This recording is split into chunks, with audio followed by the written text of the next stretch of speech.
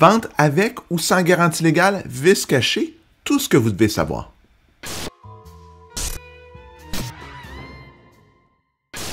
Donc, avant de parler de vice caché, je veux parler de garantie légale aujourd'hui. Il existe deux types de garanties et moi, je vais me concentrer aujourd'hui sur la garantie légale de qualité, c'est-à-dire sur la qualité d'un bien immeuble. Je ne veux pas parler de garantie de titre de propriété. Ça, c'est d'autres choses que je laisse les notaires plutôt vous renseigner. C'est vraiment hors de mon champ d'expertise.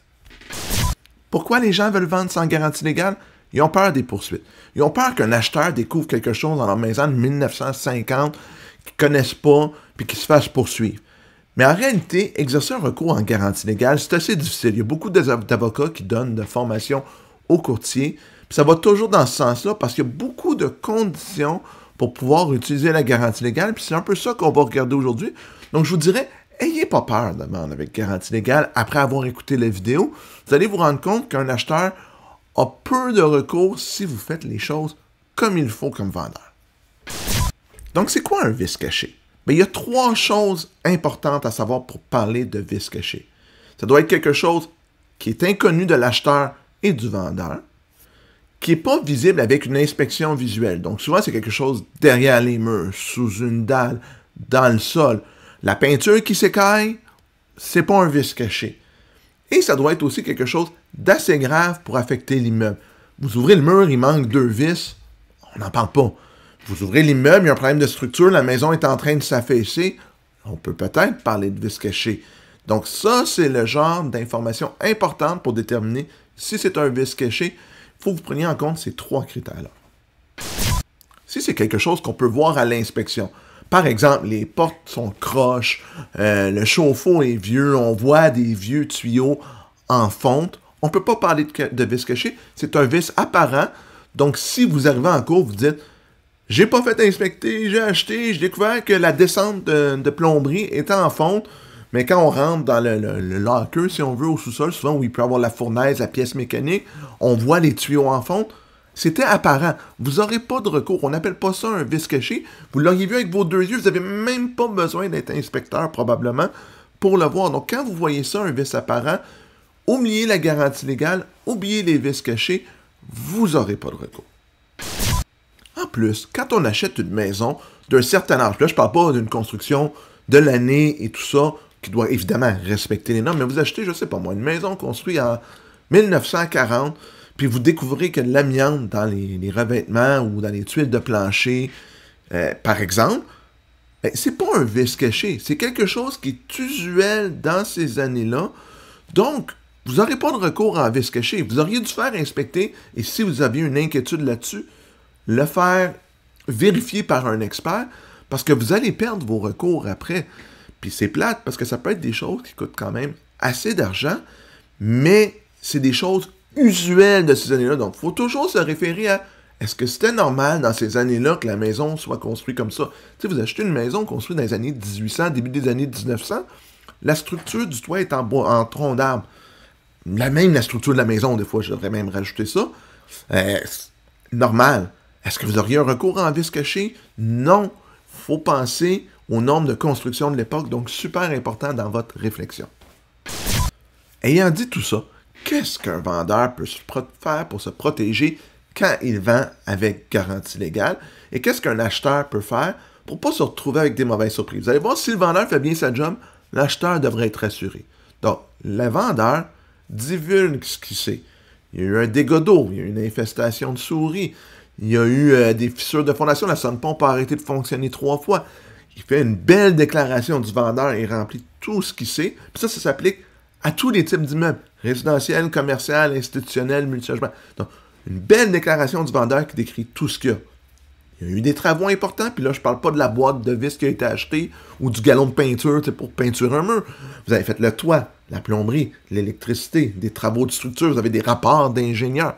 Vous montez un beau dossier, puis si vous avez des photos quand vous avez strippé le sous-sol pour le refaire, encore plus merveilleux, on fait un bel album photo. Comme ça, le vendeur, là, il va dire à l'acheteur, regarde, je te le divulgue, là, ma déclaration le dit, j'ai refait le toit parce qu'il y a eu une infiltration d'eau. Regarde, il l'a dit, il a changé 3 plywood, il a décontaminé l'entretoit parce qu'il y avait quelque chose. Le vendeur se protège parce qu'après ça, l'acheteur n'a plus de recours contre ça. Donc, le vendeur est super protégé. Donc, une fois que l'acheteur a eu tout ça, il décide, espérons-le, de faire une inspection en bâtiment parce que ça le protège beaucoup. Donc, il fait une inspection en bâtiment, puis des jugements dernièrement en cours l'ont dit.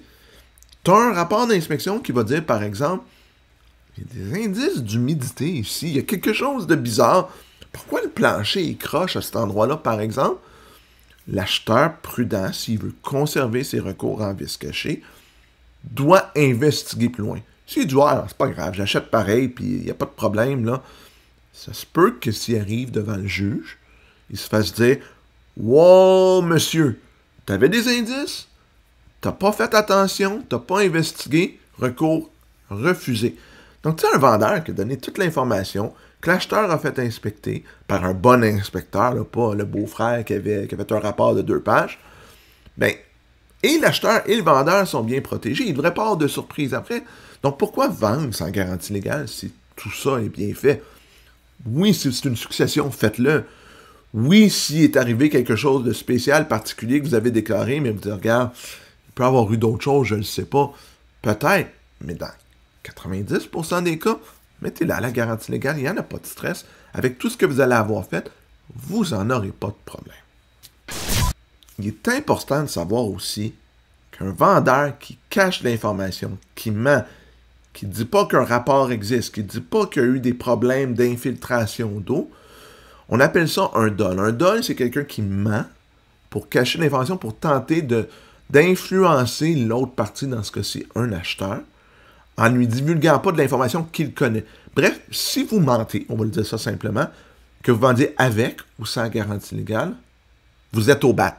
Ça veut dire que vous pourriez vous faire poursuivre, même si vous vendez sans garantie légale, si on peut prouver que vous avez menti. Puis il y a une histoire qu'un avocat m'a déjà contée, puis j'ai trouvé ça vraiment drôle, puis le monde pense des fois je me ferais pas pogner, là.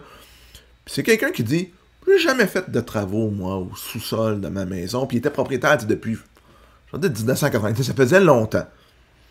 Là, les vendeurs achètent, ils ouvrent les murs, ils découvrent qu'il y a des problèmes.